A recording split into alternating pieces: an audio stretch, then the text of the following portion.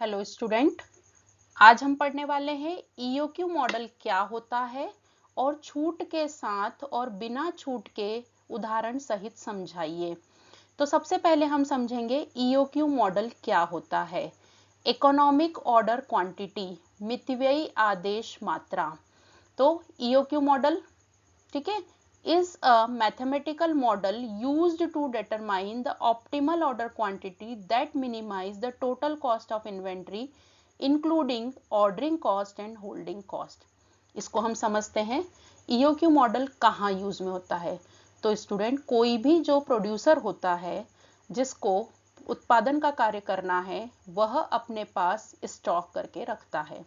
अब स्टॉक करके रख रहा है तो रॉ मटेरियल वो जब बुलवा कर रखता है तो उसे कितनी क्वांटिटी बुलवानी चाहिए, क्योंकि यदि उसने, मान लीजिए उसकी एक फैक्ट्री है, ठीक है, और वह 10,000 इकाइयां जो है वह बुलवा लेता है, बिना कोई कैलकुलेशन के वो 10,000 इकाई बुलवा लेता है। अब उसके जो है प्रोडक्शन में यूज में आती है केवल 6,000 इकाइयां। तो यहाँ पर क्या हो गया, ज्यादा बुलवा लिया।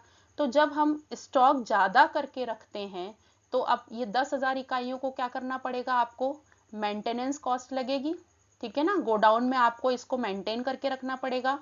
जो कीपर है, मतलब जो गोडाउन का कीपर है, उसको सैलरी देनी पड़ेगी। इसके अलावा जो एक्स्ट्रा यूनिट आपकी है तो आपके पैसा जो है, कैपिटल वहां पर क्या हो गई, ब्लॉक हो गई। आप उस पैसे का उपयोग और कहीं नहीं कर सकते हैं। तो ये तो हो गया, आपने यदि जो है बिना किसी दिमाग लगाए या कैलकुलेशन किए आपने ऑर्डर कर दिया तो क्या हो गई, यहाँ पर एक्स्ट्रा जो है चीजें आ गई। तो आपको कौन सी कॉस्ट लगेगी, होल्डिंग कॉस्ट, ठीक है, उसको बोलते हैं होल्डिंग कॉस्ट, होल्ड करने की, संग्रहण लागत, होल्ड करने की लागत। अब यदि जो है आपको 6,000 इकाइयों की डिमांड है और आप कम माल बुलवाते हैं, कम माल बुलवाते हैं मतलब मान लीजिए आपने जो है सोचा कि मैं जब जरूरत पड़ेगी तब माल बुलवा लूंगा, तो ऐसे में क्या होगा, आपका प्रोडक्शन बंद हो सकता है क्योंकि रॉ मटेरियल नहीं है। तो आपने सोचा है कि एंड टाइम पे बुलवाएंगे आप जब जरूरत होगी, तो प्रोडक्शन बंद हो सकता है, ट्रांसपोर्ट की हड़ताल हो गई, और या फिर आपको महंगा सामान मिलेगा, पहले से प्लानिंग करके नहीं रखी है, सामने से सप्लायर आपको मना कर दे कि अभी फिलहाल मेरे पास माल नहीं है। तो बहुत सारी प्रॉब्लम्स जो है वह क्रिएट हो सकती है, ठीक है। दूसरी चीज, अब आपने जो है यहाँ पर जब आप ऑर्डर देते हैं, मान लीजिए मैंने यहाँ पे सपोज किया कि मुझे साल भर में 6,000 इकाइयां लगेंगी, ये मुझे पता है, मैं बिजनेसमैन हूँ, 6,000 यूनिट मुझे लगेंगी। अब मेरे पास इसको बुलवाने के दो तीन तरीके हो सकते हैं। पहला तरीका हो सकता है कि मैं 6,000 इकाइयां एक ही बार में बुलवा लूं, ये मुझे साल भर में लगेगी। या मैं हो सकता है कि 3-3 हजार के 2 लॉट बुलवा लूं, ठीक है, 3-3 हजार के 2 लॉट में बुलवा लिया, ये मैं कर सकती हूँ। या फिर मैं क्या कर सकती हूँ, 1,500-1,500 के 4 लॉट बुलवा लूं, 4 बार में बुलवाऊं। अब स्टूडेंट, इसमें हमको क्या अंतर आएगा वो थोड़ा सा हमें समझना है।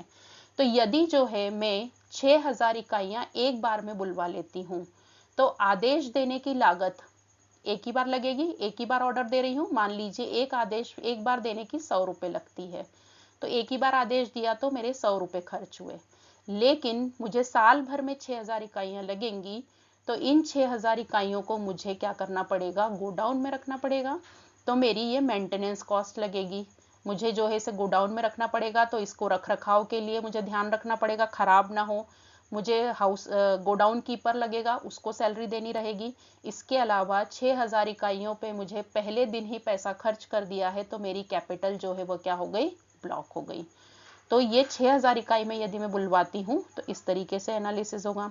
अब मान लीजिए मैंने 3-3 हजार के 2 लॉट बुलवाए, तो 3-3 हजार के 2 लॉट बुलवाए तो मुझे आदेश देने की लागत, 2 बार आदेश देना पड़ा, तो मेरे 200 रुपए खर्च होंगे, ठीक है। और इनको मेंटेन करना होगा, मान लीजिए 3,000 इकाइयां एक बार में बुलवाई तो वो कब तक यूज होती, तो उतनी देर के लिए मुझे मेंटेनेंस कॉस्ट थोड़ी कम हो जाएगी, कैपिटल भी थोड़ी कम ब्लॉक होगी। यदि 4 बार में बुलवाती हूँ तो ऑर्डर देने की कॉस्ट कितनी पड़ेगी, मुझे एक ऑर्डर की 100 रुपए लगती है, तो 4 ऑर्डर की 400 रुपए लग गई। और इसके अलावा जो है मेरा फ्लो मतलब प्रोडक्शन का फ्लो प्रॉपर है या नहीं है। तो अब इसमें से कौन सा वाला बेस्ट है, कौन सा वाला जो है ऑप्शन बेस्ट है, ये 6,000 इकाइयों वाला, 3000 वाला या 1500 वाला, कैसे डिसीजन लेंगे?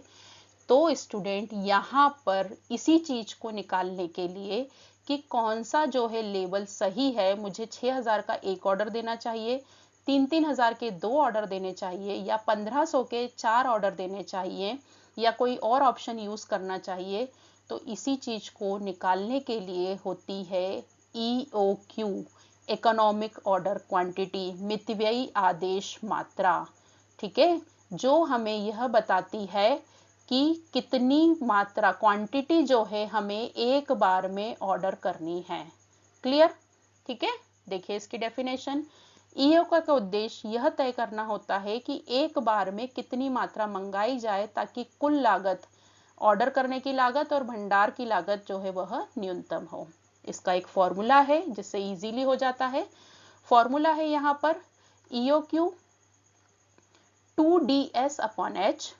डी मतलब एनुअल डिमांड, जैसे मैंने एग्जांपल में ली थी 6000 इकाइयां। ठीक है, तो वो डी हो गया अपना।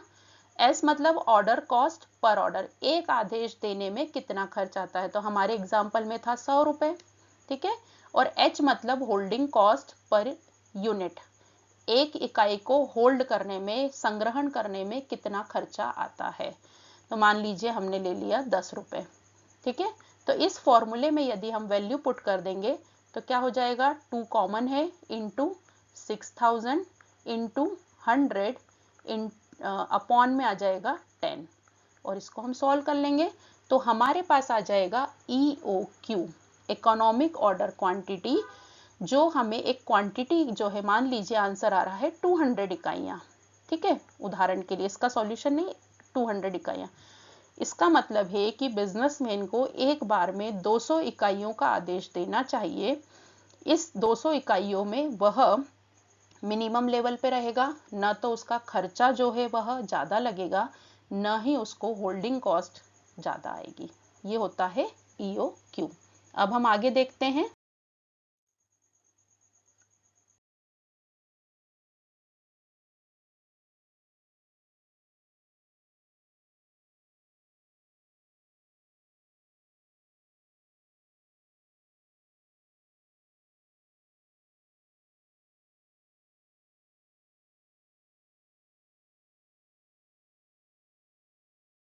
ज़्यादा लगती है।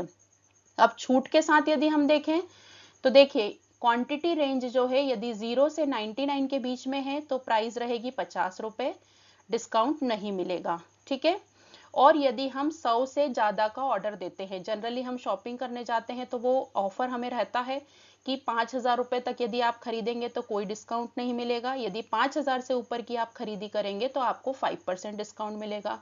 तो हमारे EOQ डिसीजन पर क्या फर्क पड़ता है? ठीक है, तो पहले हम ले लेंगे जो है एनुअल डिमांड हो गई 1000, सेम क्वेश्चन ले रहे हैं हम। ऑर्डरिंग कॉस्ट हो गई हमारी 100 रुपए जो थी हमारी, और होल्डिंग कॉस्ट जो है वो है 10% of unit price per year. ठीक है, तो हम पहले विदाउट डिस्काउंट मतलब हम रेट क्या लेंगे, 50 रुपए। तो हमारा 2 तो कॉमन है फॉर्मूले में, एनुअल डिमांड जो है 1000 यूनिट है डी, और 100 रुपए हमारी ऑर्डरिंग कॉस्ट है। प्राइस कितनी हो जाएगी, 10% ऑफ यूनिट, मतलब कि हमारा जो है प्राइस कितना है, 50 रुपए है, तो 50 रुपए का हम निकालेंगे 10%। ठीक है, तो वो हमारा हो जाएगा, क्या हो जाएगा, H, तो वो हो जाएगा 5 रुपए। तो हमारा कितना आ रहा है, 200 इकाइयां। ठीक है, ये हमने EOQ निकाला किस संबंध में, नॉन डिस्काउंटेड में। अब जो है हम खर्चा निकाल लें कि टोटल खर्चा हमको कितना हो रहा है। तो देखिए यदि हम डिस्काउंट नहीं लेते हैं तो होल्डिंग कॉस्ट कितनी है, 5 रुपए प्रति इकाई।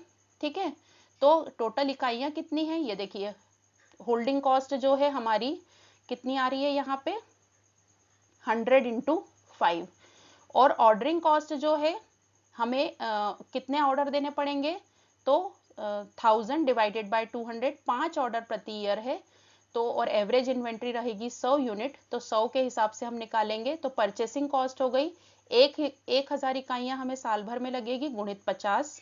ठीक है, 50 रुपए हम ले रहे हैं, प्लस ऑर्डरिंग कॉस्ट हो गई हमारी 5 रुपए है, और 100 के हिसाब से जो है 500 रुपए, और ऐसे ही हमारी होल्डिंग कॉस्ट हो गई 5 रुपए, तो ये टोटल खर्चा हमारा आ रहा है 51,000 रुपए। ठीक है। अब यदि हम विथ डिस्काउंट करते हैं तो होल्डिंग कॉस्ट हमारी कितनी हो जाएगी, 45 का 10%, ठीक है, 45 का 10%, तो कितना हो जाएगा यहाँ पे 4.5 यूनिट। ईओक्यू हमारी है 200 यूनिट्स, ये हमने निकाली है। एवरेज इन्वेंट्री हमारी है 100 यूनिट्स, और टोटल कॉस्ट जो है हम इसी में परचेज कॉस्ट हो जाएगी 1000 इंटू 45, 100 इंटू 5 और 100 इंटू 4.5, तो ये हमारी कॉस्ट आ रही है यहाँ पर उससे कम। इसका मतलब है कि हमें जो है ईओक्यू 200 यदि हमारी ईओक्यू है तो डिस्काउंटेड जो है वह ओवरऑल कॉस्ट को कम करती है। तो इसका मतलब है कि हमें जो है डिस्काउंटेड मतलब ईओक्यू हमने निकाल लिया, लेकिन ईओक्यू जो है हमारा आया था 141 यूनिट, लेकिन हमें ऑफर था कि यदि एक बार में जो है आप 100 प्लस यूनिट का ऑफ देते हैं तो आपको 5 रुपए ऑफ मिलेंगे। तो हमने 200 यूनिट के हिसाब से मेजरमेंट करके देखा, तो इसका मतलब है कि डिस्काउंट के बाद जो है हमारी कॉस्ट और कम हो जाती है। इट मीन्स हमें डिस्काउंट वाला ऑफर चूज करना चाहिए। तो स्टूडेंट, यदि आपको जो है ईओक्यू समझाने के लिए आता है तो आप इस तरीके से ईओक्यू को एक्सप्लेन करेंगे। क्लियर ये चीज? चलिए, अब EOQ model, economic order quantity, मितव्ययी आदेश मात्रा के लाभ क्या हैं? तो क्या क्या लाभ होते हैं? यह जो है कुल इन्वेंट्री लागत को कम करता है। डेफिनेटली हम पूरी प्लानिंग के हिसाब से जो है ऑर्डर करते हैं, मटेरियल को परचेज करते हैं, तो हमारी जो टोटल खर्चा लगने वाला है वह कम हो जाता है। क्लियर? फिर अधिक स्टॉक और स्टॉक की कमी से बचाव, मैंने आपको दोनों चीजें बताई। यदि ओवर स्टॉकिंग हो गई है, ज्यादा स्टॉक बुलवा लिया आपने, तो उसको मेंटेन करना पड़ेगा आपको, वेयर हाउस कीपर रखना पड़ेगा, और कोई चीज ऐसी खराब होने वाली है तो वो चीज ध्यान रखनी पड़ेगी। प्लस आपकी कैपिटल फंस जाती है, उतना आपको इंटरेस्ट का लॉस होता है। और यदि कम हो गया है तो कम होने की स्थिति में क्या होगा कि आपका प्रोडक्शन वर्क रुक सकता है। इमरजेंसी कंडीशन में जो है गोडाउन में माल नहीं है तो आप सप्लाई नहीं कर पाएंगे और आपकी गुडविल पर इफेक्ट पड़ेगा। फिर नगद प्रवाह में सुधार करता है। ईओक्यू जो है हमारे मिनिमम कॉस्ट पे माल को बुलवाने की टेक्निक है। तो यह जो है कैश फ्लो जो होता है हमारा, वो रोटेशन बना रहता है, प्रॉपर पेमेंट आता रहेगा और हम प्रॉपर सेल आउट करते रहेंगे। फिर गोडाउन का प्रॉपर उपयोग, डेफिनेटली हम जो है क्वांटिटी हमारी रोटेशन में चलती रहेगी, क्वांटिटी बहुत ज्यादा स्टॉक में भी नहीं होगी और बहुत कम भी नहीं होगी, तो हमारा गोडाउन का मेंटेनेंस जो है वह सही रहेगा। और डिसीजन टेक्निक, यस, यह जो है मटेरियल को परचेज करने की, निर्णय लेने की बहुत अच्छी टेक्निक है। तो स्टूडेंट, ये है हमारा ईओक्यू मॉडल के बेनिफिट। ठीक है। चलिए नेक्स्ट क्वेश्चन हम देखते हैं। Discuss the various method of inventory analysis. Yes students, godown में बहुत सारे टाइप के इन्वेंट्री होती है। हम जो है यदि प्रोडक्शन वर्क है, हमारी कोई फैक्ट्री है, तो उसमें बहुत सारे टाइप के माल जो है हम अपने पास रखते हैं। कुछ गुड्स जो है ऐसा होता है बहुत कीमती होता है, बहुत प्रीशियस होता है, उसका बहुत ज्यादा ध्यान रखना होता है। कुछ गुड्स ऐसा होता है जैसे हम समझ लें कि रद्दी कपड़े, नट बोल्ट, जिनके बिना फैक्ट्री चलती नहीं है, इंपॉर्टेंट है, लेकिन इनकी वैल्यू जो है वह कम होती है, रेट से या प्राइस हम बोले तो कम होती है। तो इन्वेंट्री एनालिसिस की जो है अलग अलग बिजनेसमैन, प्रोड्यूसर, माल को बनाने वाले जो उत्पादक होते हैं, वह इन्वेंट्री की एनालिसिस जो है अपने तरीके से अलग अलग करते हैं। तो इन्वेंट्री एनालिसिस क्या करता है? Inventory analysis help in controlling stock level. ठीक है, हमें स्टॉक मैक्सिमम कितना अपने गोडाउन में रखना है, हमें जो है मिनिमम कितना गोडाउन में स्टॉक होना चाहिए, इमरजेंसी कंडीशन कौन सी है, और यहाँ पे भी वही पॉइंट आएंगे आपके कि ज्यादा हमारे पास स्टॉक ना हो जाए कि हमारी कैपिटल जो है ब्लॉक हो जाए, मेंटेनेंस कॉस्ट ना लगे, ठीक है, और मटेरियल जो है इतना कम भी नहीं होना चाहिए कि हमारा प्रोडक्शन रुक जाए। तो इन्वेंट्री एनालिसिस जो है स्टॉक लेवल को मेंटेन करने के लिए जो है वह जरूरी होता है। सबसे मोस्ट इंपॉर्टेंट इसमें जो सबसे ज्यादा चलती है वो होती है एबीसी एनालिसिस। क्या होती है ABC analysis? ABC analysis just हम समझते हैं कि इनको मूल्य के आधार पर 3 प्रकार से बांटा जाता है। जैसे हम इसको कनेक्ट कर सकते हैं, हमें जो स्कूल में या कॉलेजेस में ग्रेड मिलती है, हाईएस्ट मार्क को जो है फर्स्ट डिवीजन, सेकंड डिवीजन और थर्ड डिवीजन, तो वैसे ही जो है यहाँ पर माल जब गोडाउन में या माल रखा जाता है स्टॉक में, तो वहां पर जो सबसे ज्यादा कीमती है, हाई वैल्यू, ठीक है, ये देखिए ए बी सी आइटम, हम ए ग्रेड किसको देते हैं, जिसके हाईएस्ट मार्क्स होते हैं। तो वैसा ही ए बी सी एनालिसिस मतलब जहां पर ए मीन्स हो गया हाई वैल्यू, ठीक है, जो बहुत ज्यादा कीमती होते हैं लेकिन उनकी मात्रा कम होती है और स्ट्रिक्ट कंट्रोल होता है। ऐसी कोई चीज अब आप सोच कर देखिए कि यदि हमारी जो है फैक्ट्री है तो उसमें कौन सी चीज ऐसी होगी जो कीमती होगी। तो मान लीजिए कपड़े की फैक्ट्री है, आप क्लॉथ प्रोडक्शन का काम कर रहे हैं, तो जो मशीनें हैं, मशीनों की वैल्यू क्या रहती है, लाखों में रहती है और इंपोर्टेड रहती है, वो बाहर से आपने बुलवाई है। और चूंकि उसकी वैल्यू बहुत ज्यादा रहती है लेकिन उनकी मात्रा क्या रहती है, मशीनें 1 या 2 रहेंगी। लेकिन यदि मशीन खराब हो गई तो आपका प्रोडक्शन रुक जाएगा। तो ए कैटेगरी में हम कौन से आइटम रखते हैं जो बहुत ज्यादा महंगे होते हैं, कॉस्टली होते हैं सॉरी, और जिनकी मात्रा जो है पूरी फैक्ट्री में यदि हम माल को देखें तो सबसे कम होती है और इन पर कंट्रोल जो है बहुत ज्यादा होता है क्योंकि वह बहुत कीमती होती हैं। बी कैटेगरी में कौन से आइटम आएंगे, मॉडरेट वैल्यू। मॉडरेट वैल्यू मतलब कौन सी चीजें, जिनकी जो है मात्रा भी मॉडरेट होती है, सबसे ज्यादा होती है समझ लें, और जो इनकी प्राइस भी जो है वो मॉडरेट होती है। यदि हम कपड़ा फैक्ट्री की बात कर रहे हैं तो बी कैटेगरी में आएगा जो क्लॉथ है, रॉ मटेरियल जो है वह सब मॉडरेट में आएगा, उसकी प्राइस भी मॉडरेट होती है और क्वांटिटी भी जो है मॉडरेट होती है।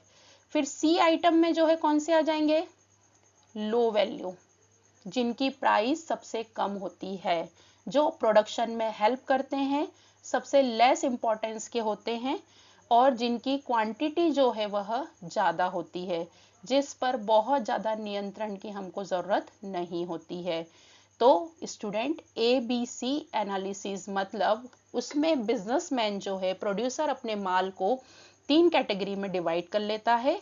ए जो बहुत ज्यादा महंगे होते हैं और कम मात्रा में होते हैं, बी मॉडरेट मतलब बहुत ज्यादा भी नहीं बहुत कम भी नहीं, क्वांटिटी भी सेम रहती है और मूल्य भी, और सी कैटेगरी में जो सस्ते आइटम होते हैं। हम इसमें उदाहरण ले सकते हैं कि हाई क्वांटिटी और इसकी मात्रा जो है वह बहुत ज्यादा होती है, जिस पर नियंत्रण की यूं ही मतलब बहुत ज्यादा उस पर कंट्रोल नहीं किया जाता है, बहुत ज्यादा ध्यान नहीं रखा जाता है। तो इस टाइप की चीजें जो हैं वह एबीसी एनालिसिस में होती हैं। क्लियर ये चीज। चलिए नेक्स्ट हम पढ़ेंगे वेड, वीईडी एनालिसिस। जैसे हमने एबीसी पढ़ी ऐसी ही जो है मटेरियल एनालिसिस की वो वीईडी वेड एनालिसिस जो है वो है। अब यहाँ दीजिए, यहाँ पर किस चीज को दिया गया है इंपॉर्टेंस, वहां पर हमने एबीसी में देखा प्राइस को, मूल्य को। यहाँ पर इंपॉर्टेंस के बेसिस पर जो है 3 भागों में बांटा गया है। वी मतलब वाइटल, बहुत ज्यादा इंपॉर्टेंट मटेरियल, उनको एक कैटेगरी में रख दिया जाता है जिसके बिना प्रोडक्शन बिल्कुल स्टॉप हो जाएगा, कोई काम ही नहीं हो पाएगा। तो वाइटल, एसेंशियल फॉर ऑपरेशन। फिर सेकंड है एसेंशियल, जरूरी तो है लेकिन उतने ज्यादा जरूरी नहीं है जो पहली कैटेगरी में रखे हैं। और तीसरा है डिजायरेबल, ऑप्शनल, इच्छित आइटम, ठीक है। वाइटल मतलब अति महत्वपूर्ण, ठीक है, बहुत ज्यादा महत्वपूर्ण आइटम है जिसके बिना यदि वो नहीं हुए तो वह प्रोडक्शन बिल्कुल बंद हो जाएगा। एसेंशियल मतलब आवश्यक, थोड़ा बहुत हम इनके बिना काम चला सकते हैं, ठीक है। और डिजायरेबल मतलब इच्छित, इच्छित मतलब कि है तो भी ठीक है, हो जाता तो काम और इजी हो जाता, लेकिन नहीं है तो इसमें जो है प्रोड्यूसर अपने जो मटेरियल होता है उसको 3 इस प्रकार से डिवाइड करता है कि बहुत ज्यादा इंपॉर्टेंट मटेरियल है, बहुत तो उसको बहुत ज्यादा केयर से रखता है, बहुत संभाल के रखता है। एसेंशियल जो महत्वपूर्ण से थोड़े कम आवश्यक होते हैं पर जरूरी होते हैं तो उसको सेकंड कैटेगरी में रखता है। और थर्ड जो है ऑप्शनल आइटम रहते हैं कि यदि रहेंगे तो हमारा प्रोडक्शन और अच्छा रहेगा, नहीं भी है तो हम काम चला सकते हैं। इससे क्या फायदे होते हैं? जनरली ये जो है हेल्थ केयर आइटम में, मतलब जो हमारी हेल्थ को केयर करने के लिए आइटम रहते हैं उसमें यूज में होते हैं। और इंजीनियरिंग इंडस्ट्री में वेट एनालिसिस जो है वह बहुत ज्यादा यूज में होती है। नेक्स्ट हम पढ़ेंगे FSN एनालिसिस। FSN एनालिसिस क्या होती है? देखिए ध्यान देना, हर चीज का बेस अलग है, बस डिवाइड करने का। उपयोग की आवृत्ति बेस्ड ऑन यूजेस फ्रीक्वेंसी, मतलब हम मटेरियल को कितनी बार यूज कर रहे हैं उससे। देखिए F मतलब फास्ट मूविंग, S मतलब स्लो मूविंग और N मतलब नॉन मूविंग। ठीक है, फास्ट मूविंग फटाफट फटाफट बार बार उनका यूज में आता है। यूजेस फ्रीक्वेंसी उपयोग की आवृत्ति के आधार पर जब मटेरियल को बांटा जाता है। तो फास्ट मूविंग मतलब वो बहुत ज्यादा फास्ट मूव होते हैं, फटाफट उनका स्टॉक खत्म होता है, बार बार बुलवाना पड़ता है। कौन से आइटम आएंगे? यदि हम कपड़े की फैक्ट्री की बात करें, बताओ जरा, तो इसमें आएंगे हमारा जो कपड़े का रॉ मटेरियल है वो फास्ट मूविंग हो गया, बार बार यूज करेंगे, बार बार हम ऑर्डर करेंगे उस चीज का। ठीक है, स्लो मूविंग जो रेयरली जो है थोड़े थोड़े समय बाद जो है हमें जरूरत लगती है। यदि कपड़े की मशीन है आपकी तो ऑयल वगैरह जो है आप थोड़े समय बाद जो है खत्म होता है तब आप यूज करते हैं, उसका ऑर्डर करते हैं, तो वो स्लो मूविंग हो गया। ठीक है, और नॉन मूविंग चीजें कौन सी हो गई? तो मशीनें जो हैं जो नॉन मूविंग होती हैं, रोटेशन में उसको बार बार मतलब मूव नहीं करते हैं, तो वो हो गई नॉन मूविंग। तो देखिए कितना इजी है। FSN आपको नाम याद रखना है, फास्ट मूविंग, स्लो मूविंग और नॉन मूविंग। ठीक है, इसके इंपॉर्टेंस क्या है? यह जो है चूंकि मूविंग के आधार पर, यूज के आधार पर है, तो जो डेड स्टॉक है जो बिल्कुल यूज में नहीं आ रहा है उसको अलग हटा दिया जाता है क्योंकि वो मूव ही नहीं हो रहे हैं। ऐसे ही है HML एनालिसिस। क्या होता है भाई ये? देखिए यूनिट प्राइस, यहां पर हम बेस क्या ले रहे हैं? टोटल वैल्यू नहीं ले रहे हैं, यूनिट प्राइस पर यूनिट। ठीक है, एक सामान कितने का पड़ता है। तो हाईएस्ट प्राइस, मीडियम प्राइस और लो प्राइस पर यूनिट के बेसिस पे बात हो रही है। यदि कोई आइटम जो है वह 100 रुपीज पर यूनिट के हिसाब का है, ठीक है, और उसी फैक्ट्री में कोई आइटम है वो 80 रुपीज पर यूनिट के हिसाब से है, और कोई आइटम जो है वह 60 रुपीज पर यूनिट के हिसाब से है, तो यहाँ पर जो है क्या होगा? हाई प्राइस में कौन सा चला जाएगा? ये वाला H में चला जाएगा, ये वाला मिडिल में चला जाएगा और ये वाला लो में चला जाएगा।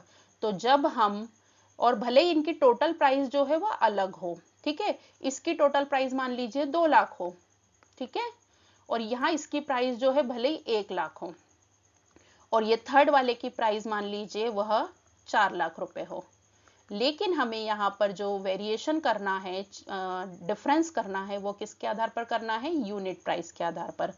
हाई प्राइस, मीडियम प्राइस और लो प्राइस। Clear student? चलिए, इसके क्या इंपॉर्टेंस है? यह जो है सिक्योरिटी लेवल और इंश्योरेंस बेसिस पे जो है पर यूनिट का जो है बहुत ज्यादा वैल्यू होती है। अगली हम देख लें SDE एनालिसिस। क्या होता है भाई ये? S मतलब क्या? तो ध्यान दीजिए, देखिए वह वस्तु कितनी इजीली अवेलेबल है, उपलब्ध है, हमें इजीली अवेलेबल हो रही है, जो ऐसी है रेयरली उपलब्ध होती है, तो उस हिसाब से उन्होंने 3 कैटेगरी में बांटा है। देखिए फर्स्ट क्या है? S, इम्पोर्टेड और डिफिकल्ट टू प्रोक्यूर, जिसको खरीदना मतलब बाहर से बुलवाई हो, बार बार परचेज करना जो है हमारे लिए कठिन हो, ठीक है, बहुत रेयरली हम उस चीज को खरीद पाते हो। सेकंड क्या है? लिमिटेड, डिफिकल्ट, खरीदना जिसको, हमें उसको प्राप्त करना जो है वह कठिन हो, ठीक है, और ये जो है पहला वाला आ जाएगा आपका दुर्लभ हो, अवेबिलिटी उसकी जो है बहुत रेयरली, और इजीली अवेलेबल, लोकल मार्केट से भी खरीद के काम चल सकता हो, ठीक है, सुविधाजनक हो, इजीली हम कहीं से भी खरीद सकते हो। तो ये 3 कैटेगरी हो गई SDE एनालिसिस। क्लियर मटेरियल को बांटने की। नेक्स्ट हमारे पास है XYZ एनालिसिस। इसमें कौन सा बेस लिया गया है? तो ध्यान दीजिए इन्वेंट्री के मूल्य के उतार चढ़ाव पर, मतलब जो प्राइस में स्टॉक में हम देखते हैं रोज के समय में प्राइस में चेंजेस आते हैं, तो उसके आधार पर जब हम वेरिएशन करें, एक्स मतलब रेगुलर डिमांड, ठीक है, जिसकी डिमांड रेगुलर रहती है, चेंज नहीं होती है, बहुत ज्यादा वेरिएशंस उच्चावचन फ्लक्चुएशन नहीं होते हैं। वाई में मॉडरेट वेरिएशन, मतलब एक 10% का उछाल आएगा, ठीक है, इट्स ओके। और z मतलब जो है इरेगुलर, इरेगुलर मतलब अनियमित, हम इमेजिन नहीं कर सकते हैं कि एकदम से उसकी प्राइस जो है वह ज्यादा या कम होगी, तो वो हो गया आपका अनप्रिडिक्टेबल डिमांड। तो ये हो गया आपका नियमित मांग, x मतलब जिसकी रेगुलर डिमांड होती है, नियमित मांग वाले उत्पाद, ठीक है। सेकेंड हो गया मॉडरेट वेरिएशन, मॉडरेट वेरिएशन मतलब जिसकी जो है थोड़ा बहुत फ्लक्चुएशन होता है, तो थोड़ा बहुत जो है डिमांड में चेंज आता हो। और तीसरी हो गई आपकी अनियमित, जिसकी डिमांड जो है वह इरेगुलर रहती है, ठीक है। तो इसका महत्व क्या है, बजटिंग और फोरकास्टिंग में जो है हम इसमें बहुत काम में आता है, क्योंकि हमें जिसकी रेगुलर डिमांड होती है तो हम फोरकास्ट इजीली कर सकते हैं। तो ये हमने पढ़ी इन्वेंट्री की मेथड्स। नेक्स्ट क्वेश्चन है इन्वेंट्री प्रबंधन में पूर्वानुमान क्या है, फोरकास्टिंग, इसकी विधियों को समझाइए। तो सबसे पहले स्टूडेंट हम समझेंगे पूर्वानुमान, पूर्व अनुमान, फोरकास्टिंग। वेदर फोरकास्टिंग आपने पढ़ा होगा, मौसम का अनुमान लगाना। ऐसे ही होता है इन्वेंट्री मैनेजमेंट। इन्वेंट्री समझ रहे हैं आप, हम जिस चीज का भी बिजनेस कर रहे हैं या माल को बना रहे हैं उसका हम स्टॉक करके रखते हैं। जैसे फर्नीचर का व्यापारी है तो लकड़ियां अपने पास स्टॉक में रखेगा, सनमाइका अपने पास रखेगा, फेविकॉल रखेगा, नट बोल्ट रखेगा, जो उसका फर्नीचर में यूज में आते हैं। अब अनुमान लगाना, पूर्वानुमान। मान लीजिए 2025 में अभी जुलाई चल रहा है, अब यहाँ पर आप नवंबर, अक्टूबर नवंबर जनरली फेस्टिवल सीजन होता है, लोग अपने घरों में चेंजेस करते हैं। तो अब हमें यहाँ आज के दिन में यह अनुमान लगाना है कि नवंबर में, अक्टूबर नवंबर में फेस्टिव सीजन के समय फर्नीचर की क्या डिमांड रहेगी। तो यहाँ हम वही चीज को समझेंगे, इन्वेंट्री प्रबंधन में पूर्वानुमान क्या है। तो पूर्वानुमान मीन्स क्या हो गया, पहले हम फोरकास्टिंग का मीनिंग समझ लें। पूर्वानुमान मीन्स हो गया वर्तमान में भविष्य को किए जाने वाले कार्य का अनुमान लगाना, ठीक है। मतलब हम आज जुलाई में अनुमान लगा रहे हैं कि अक्टूबर नवंबर में क्या डिमांड रहेगी। तो forecasting in inventory management refers to predicting future demand for goods, भविष्य में माल की क्या मांग रहेगी, और material based on historical data, market trend and other influencing factor. तो इन्वेंट्री प्रबंधन में पूर्वानुमान का क्या अर्थ हो गया, भविष्य में किसी वस्तु की मांग का अनुमान लगाना ताकि पर्याप्त मात्रा में स्टॉक बना रहे और हमारा जो है सप्लाई, हमारा मार्केट में हमारा बिजनेस जो है वह प्रॉपर चलता रहे। तो यदि हमने फोरकास्टिंग सही तरीके से की है तो हमारा बिजनेस जो है वह फ्लो में चलता रहेगा। अब फोरकास्टिंग करने की मेथड कैसे आप अनुमान लगाएंगे, तो इसकी दो टाइप की मेथड होती हैं। पहली है क्वालिटेटिव मेथड, मतलब गुणात्मक विधियां, ठीक है, और एक है आपकी quantitative method, calculative method, maths के बेसिस पे, ठीक है। तो पहले हम पढ़ रहे हैं गुणात्मक विधियां। There are based on opinion, experience, मतलब जनरली जो हमारे पेरेंट्स करते हैं, जहां उनको कोई कैलकुलेशन की जरूरत नहीं होती है। यदि आपके पेरेंट्स बिजनेस कर रहे हैं तो बहुत अच्छे से आप उन लोग को देखते होंगे कि उनके पास सप्लाई कभी बंद नहीं होती है, बहुत ज्यादा ओवर स्टॉकिंग भी नहीं होती है। उनकी डिमांड जो है, उनकी सप्लाई जो है, माल कितना बनेगा, कितना खरीद के रखना है, वो बहुत प्रॉपर चलता है।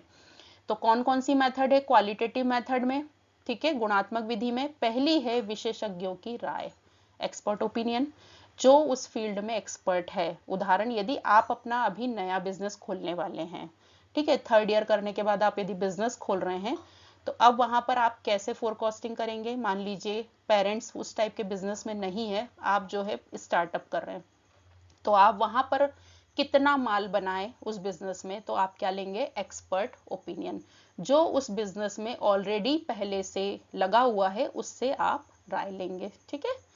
सेकंड जो है डेल्फी मेथड, डेल्फी मेथड क्या होती है? तो इसमें जो है हम टीम जो है एक्सपर्ट की टीम, जैसे एक एक्सपर्ट से बात ना करके हम जो है अलग अलग एरिया के जो एक्सपर्ट हैं, जैसे आप इंदौर में शॉप खोलना चाह रहे हैं तो आप भोपाल के भी मार्केट का एनालिसिस जो एक्सपर्ट कर रहा है उससे बात कर सकते हैं। जबलपुर में है तो आपको उससे डिसीजन लेने में जो है वह प्रॉपर और फोरकास्टिंग एकदम एक्यूरेट होगी। तो एक समूह के विशेषज्ञों से राय लेकर जब हम डिसीजन लेते हैं या अनुमान लगाते हैं तो उसको बोलते हैं डेल्फी मेथड। ठीक है। और चूंकि यहाँ पर एक ग्रुप से आप बात कर रहे हैं डिसीजन लेते समय, तो डेफिनेटली इसके रिजल्ट जो है वह बहुत विश्वसनीय होंगे और बहुत अच्छा जो है वह अनुमान आप लगा सकते हैं। और सबसे बढ़िया मार्केट रिसर्च, आप खुद ही जो है मार्केट में निकल कर रिसर्च कर लीजिए, अनुसंधान कर लीजिए, लोगों से बातचीत कर लीजिए कि किस प्रकार का प्रोडक्ट वो चाह रहे हैं, किस प्रकार का माल जो है मार्केट में बिक रहा है। तो सबसे अच्छी मेथड जो है वह मार्केट रिसर्च मेथड है। ठीक है। तो इसमें हम कंज्यूमर के बिहेवियर से या उससे बातचीत करके मार्केट रिसर्च कर सकते हैं। तो ये हो गई हमारी क्वांटिटेटिव मेथड, गुणात्मक। अब हम बात करेंगे क्वांटिटेटिव मेथड, मात्रात्मक विधियां। तो वो कौन कौन सी होती है? इसके अंतर्गत हम मैथमेटिकल कैलकुलेशन करके जो है डिसीजंस लेते हैं या अनुमान लगाते हैं। या स्टेट्स की जो मेथड है, सांख्यिकी की विधियों को जो है पास्ट का जो डेटा रहा है, पिछला जो ट्रेंड चला आ रहा है, उसके बेसिस पे, जैसे जो मौसम विभाग है, वेदर फोरकास्टिंग जो होती है, तो वो स्टैटिकल मेथड जो रहती हैं, क्वांटिटेटिव मेथड के अंतर्गत जो है वह लोग कैलकुलेशन कर कर बताते हैं कि मौसम कैसा रहेगा। या वो लोग जो है सोने का भाव बढ़ेगा या शेयर मार्केट में उछाल आएगा, तो उन लोग का जो डेटा रहता है या अनुमान लगाकर जो बताते हैं वो होता है क्वांटिटेटिव मेथड पे। ठीक है। तो पहली मेथड है moving average method. Moving average method क्या होता है? तो जिस इसके देखिए, moving average method, average method है, मतलब नाम से ही आप चलिए, औसत मांग के आधार पर पिछले कुछ समय की, जैसे यदि हम 2025 में कोई प्रिडिक्शन करना चाह रहे हैं तो हम 2020 से लेके 24 तक का डेटा ले लें, उसका एवरेज ले लें। औसत लिखा है ना, मूविंग एवरेज, मतलब हम उसका औसत निकाल लें और उस औसत जो उसका वेरिएशन रहा है उसके आधार पर 2025 में कितना रहेगा, ऑन एवरेज कितना रहेगा। जब हम उसके आधार पर एवरेज ये अनुमान लगाते हैं तो वो हो जाती है मूविंग एवरेज मेथड। ठीक है। ये देखिए फॉर्मूला बना दिया उसका, डिमांड 1, डिमांड 2, डिमांड 3, मतलब 2020 की डिमांड, 2021 की डिमांड, 2022 की डिमांड। ठीक है। फिर है व्यवसायिक सन्निकटन विधि। ठीक है। एक्सपोनेंशियल स्मूथिंग, इसमें जो है वर्तमान की मांग को अधिक ध्यान में रखकर, देखिए इसके पहले वाले में हमने देखा तो पास्ट का डेटा लिया जाता है, भूतकाल का, पास्ट टाइम में जो डेटा रहा है उसको बेस बनाकर जब हम डिसीजन लेते हैं तो वो हो जाती है कौन सी, मूविंग एवरेज मेथड। और यदि हम वर्तमान की जो डेटा है कि 2025 की हम बात कर रहे हैं, हमको नवंबर दिसंबर की फोरकास्टिंग करनी है, तो हम यदि 2025 में रिसेंट का ही डाटा, जुलाई, जून, मई, पिछला ही जो है 2-3 महीनों का डेटा लेकर उस हिसाब से जो है हम अगस्त, सितंबर, अक्टूबर की कोई फोरकास्टिंग करें, अनुमान लगाएं, तो वो होता है आपका कौन सी मेथड जो हो गई, व्यवसायिक सन्निकटन। ठीक है। ट्रेंड प्रोजेक्शन, प्रवृत्ति अनुमान विधि, क्या होता है ट्रेंड, क्या ट्रेंड चल रहा है, तो इसके अंतर्गत जो है हम फोरकास्टिंग करने के लिए पिछला जो डेटा है यदि वो इस प्रकार से चला आ रहा है तो हम हमारी फोरकास्टिंग करते समय भी हमारी डिमांड को भी इसी प्रकार से अनुमानित करेंगे। ठीक है। और यदि ट्रेंड कुछ ऐसा चला आ रहा है कि पहले ऐसा होता है, फिर ऐसा होता है, फिर ऐसा होता है, तो हम भी अनुमान लगाते समय हमारा प्रोजेक्शन ऐसा करेंगे। तो ट्रेंड प्रोजेक्शन विधि मतलब समय के साथ मांग में होने वाले बदलाव को ध्यान में रखकर अनुमान लगाया जाता है। ठीक है। इसके अंतर फिर चौथी है रिग्रेशन एनालिसिस, प्रतिगमन विश्लेषण। इसके अंतर्गत जो है हम डिपेंडेंसी चेक करते हैं, जैसे कि मांग और मूल्य दोनों का संबंध आप जानते हैं। यदि किसी वस्तु की प्राइस में हम कम कर दें तो उसकी डिमांड बढ़ जाती है। ठीक है। तो रिग्रेशन एनालिसिस में ही हम जो है 2 फैक्टर लेकर या 3 फैक्टर लेकर दूसरे में क्या अंतर आएगा, यदि जो है किसी वस्तु की प्राइस में चेंज आ रहा है तो डिमांड में कितना अंतर आ रहा है, उस बेसिस पर अनुमान लगाकर हम फोरकास्टिंग कर सकते हैं। तो वो होती है प्रतीपगमन विश्लेषण। ठीक है। तो जनरली जो है त्योहार के समय में कितनी डिमांड रहेगी, यदि अभी दीपावली आने वाली है तो राखी आने वाली है तो मिठाइयों में कितना जो है उछाल आएगा, तो यहाँ हम यूज करेंगे रिग्रेशन एनालिसिस, प्रतीपगमन विश्लेषण। अब इन्वेंट्री मैनेजमेंट में, गोडाउन में हमें स्टॉक करके रखना है तो उसमें फोरकास्टिंग जो है क्या काम करेगा, बहुत इंपॉर्टेंट रोल अदा करेगा। ना तो हमारा जो है अधिक स्टॉक, कम स्टॉक, वही ओवर स्टॉकिंग ना हो गई हो, लेस स्टॉकिंग ना हो गई हो, माल जो है वह प्रॉपर रखा हो, ईओक्यू बेसिस पे रखा हो। कस्टमर सर्विस में जो है बेनिफिट मिलता है, डेफिनेटली कस्टमर की सर्विसेज जो है वह बहुत अच्छी हो जाती है। बजट बहुत अच्छा बनता है, हम फोरकास्टिंग यदि प्रॉपर कर रहे हैं तो पैसों की व्यवस्था कहाँ से करनी है, किस प्रकार से उसको यूज करना है, कहाँ पे हम ज्यादा इन्वेस्टमेंट कर सकते हैं, एडवर्टाइजमेंट में कितना खर्च कर सकते हैं, वो हम बेहतर योजना बना सकते हैं। और ये तो है ही, ऑर्डर देने की कॉस्ट कम होगी और गोडाउन मेंटेनेंस की कॉस्ट भी जो है वह कम से कम होगी।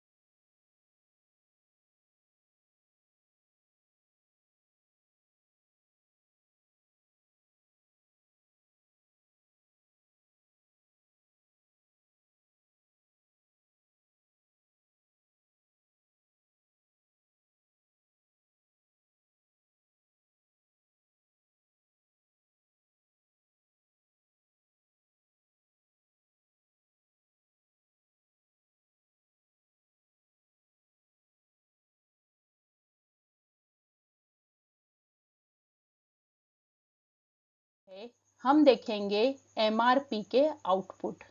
आउटपुट क्या क्या होते हैं? तो हमें जो है आउटपुट मीन्स अब हमारा माल बन चुका है, अब हम उसे सेल करने वाले हैं। ठीक है, तो सबसे पहला हम क्या करेंगे? प्लान्ड ऑर्डर रिलीज, मतलब हमारे पास जो ऑर्डर आए हैं, ठीक है, उस ऑर्डर को जो है हमें रिलीज करना है, भेजना है। मान लीजिए आपके पास 10 जो है जो कस्टमर थे आपके, उन्होंने ऑर्डर दिए हुए हैं, आपने एमआरपी के इनपुट से उन पे पूरा काम कर लिया है, बनकर तैयार हैं, अब आप उन्हें वहां पर भेजना है। तो प्लान्ड ऑर्डर रिलीज में आप डिसाइड कर लीजिए, यदि कम क्वांटिटी में माल बना है तो आप प्लानिंग वाइज जो है किसको कितना माल भेजना है। यदि सफिशिएंट माल आपका ऑर्डर के अकॉर्डिंग बन गया है तो कब किसको कब कितना माल जो है किस तरीके से भेजना है, वह आप नियोजित ऑर्डर में क्या करेंगे, यहाँ पर भेज देंगे। फिर है ऑर्डर रीड शेड्यूलिंग नोटिस। यदि ऑर्डर में कुछ चेंज हुआ है, कुछ कम या ज़्यादा हुआ है, कुछ मटेरियल की कमी के कारण आप जो है सफिशिएंट सप्लाई नहीं कर पा रहे हैं, तो उसके बारे में आपको रीशेड्यूल करना है। ठीक है, पहले से एक बार शेड्यूल कर दिया है आपने, लेकिन यदि आपको कुछ डिज़ाइन में, ऑर्डर में या किसी प्रकार का कोई चेंज करना है तो वो हम करेंगे किसमें? ऑर्डर रीशेड्यूलिंग में। फिर एक्सेप्शन रिपोर्ट, अपवाद। यदि जो है उन्होंने जो ऑर्डर दिया था, कस्टमर ने, जो हमारे कस्टमर है, उन्होंने जो ऑर्डर दिया था उसमें यदि कोई आपका प्रोडक्शन में कोई चेंज हुआ है, कोई आपने मॉडिफिकेशन किया है, मटेरियल नहीं मिल पाया था या बेहतर क्वालिटी का आप प्रोवाइड करवाना चाह रहे थे, तो आप एक्सेप्शन रिपोर्ट भी जो है उसके साथ लगाएंगे। ठीक है, और फिर इसके साथ एक और आप लिख सकते हैं परफॉर्मेंस रिपोर्ट, कि हमारे पास जो ऑर्डर आया था हमने उसको सही समय पर डिलीवर कर दिया है और कस्टमर जो है वह सेटिस्फाइड है। तो ये होते हैं एमआरपी के आउटपुट। तो इनपुट मीन्स हम जो रॉ मटेरियल सप्लायर से खरीदते हैं उसके संबंध में पूरी प्लानिंग करना, माल को बनाने के संबंध में, स्टॉक को रखने के संबंध में, लॉट साइज के संबंध में, लीड टाइम के संबंध में जो है प्लानिंग करना, वो होता है आपका इनपुट। और आउटपुट मीन्स हम जो माल बन चुका है उसको अपने कस्टमर को, जो हमारे होलसेलर रिटेलर हैं, उन तक हम माल को पहुंचाते हैं, उसके संबंध में प्लानिंग करना। तो मटेरियल रिक्वायरमेंट आपको समझ में आया? ठीक है, तो यदि आपको एमपीएस के इनपुट और आउटपुट आते हैं तो आप इस तरीके से 5 और 4 पॉइंट इसके लिखकर इसको एक्सप्लेन कर सकते हैं। अब नेक्स्ट एक इम्पॉर्टेंट चीज है बीओएम। बीओएम जो शॉर्ट में अभी हमने समझा था, बीओएम क्या होता है? Bill of material. ये होता है हमारा बिल ऑफ मटेरियल। अब बिल ऑफ मटेरियल क्या होता है? बिल ऑफ मटेरियल स्टूडेंट होता है, जैसे मैंने आपको एग्जांपल दिया था कि हम 1000 टेबल का ऑर्डर मिला, ठीक है, 1000 टेबल का ऑर्डर मिला, तो अब इस 1000 टेबल को बनाने में क्या क्या सामान लगेगा? जस्ट हम देखें तो आपको सनमाइका लगेगा, ठीक है, और क्या लगेगा? नट बोल्ट लगेंगे, फेविकॉल लगेगा, लकड़ी लगेगी, और पॉलिश करेंगे आप उसमें तो वह लगेगा। तो ये आपको मटेरियल लगेगा। तो एक टेबल को बनाने में मान लीजिए 10 नट लगते हैं, है ना, और जो फेविकॉल लगता है, मान लीजिए एक टेबल को बनाने में एक डब्बी जो है छोटी वाली 100 ग्राम की वह लग जाती है, और लकड़ी जो है आपकी साइज के हिसाब से जो है इतने स्क्वायर फीट की लकड़ी एक टेबल को बनाने में लग जाती है। अब आप बिल ऑफ मटेरियल रेडी यदि कर रहे हैं तो आप जैसे मान लीजिए एक टेबल को बनाने में कितने नट लग रहे हैं? 10, और आपको बिल ऑफ मटेरियल बनाना है तो आप 1000 टेबल के लिए एक के लिए 10 लग रहे हैं, तो आपको नट कितने लिखेंगे बिल ऑफ मटेरियल में? 10,000 नट। ऐसी फेविकॉल जो है एक टेबल को बनाने में एक डब्बी लग रही है, तो 1000 टेबल को बनाने में कितनी लगेगी? 10,000 जो है 1000 फेविकॉल की डिब्बी लगेगी। ऐसी लकड़ी जो है एक टेबल को बनाने में जो लग रही है उसको मल्टीप्लाई करेंगे 1000 से। तो हम बात कर रहे हैं बिल ऑफ मटेरियल मीन्स होता है कि आपका जो टोटल ऑर्डर है जितनी भी इकाइयों का ऑर्डर है, उस ऑर्डर को कंप्लीट करने में जितने भी प्रकार का मटेरियल, जितनी भी क्वांटिटी का मटेरियल यूज होगा, उन सब का डिस्क्रिप्शन, वो होता है बिल ऑफ मटेरियल। फिर वो छोटी सी चीज हो या बड़ी चीज हो, बट उस 1000 को बनाने में कितनी क्वांटिटी लगेगी, प्लस बिल है तो खर्चा भी लिखना है। तो बिल ऑफ मटेरियल में कितनी क्वांटिटी में वह आइटम लगेगा और उस पर टोटल कितना खर्चा आएगा, वह टोटल कॉम्बिनेशन लिखा जाता है बिल ऑफ मटेरियल में। क्लियर? तो ये होता है BOM। Clear student? ये जैसे हमने एग्जाम्पल लिया हुआ है कि यहाँ पर एक टेबल जो है उसमें मान लीजिए एक टॉप लगता है जो बेस है, और 4 हम जो है खड़ा करने के लिए स्टैंडिंग लगाते हैं। तो यदि मान लीजिए 10 टेबल का बिल ऑफ मटेरियल आप तैयार कर रहे हैं, तो आपको 10 टॉप लगेंगे, और उनके जो है 1 के 4 लगते हैं तो 10 के 40 लगेंगे। तो इस प्रकार से BOM यदि आपको आता है तो आप एग्जाम्पल के साथ उसको एक्सप्लेन कर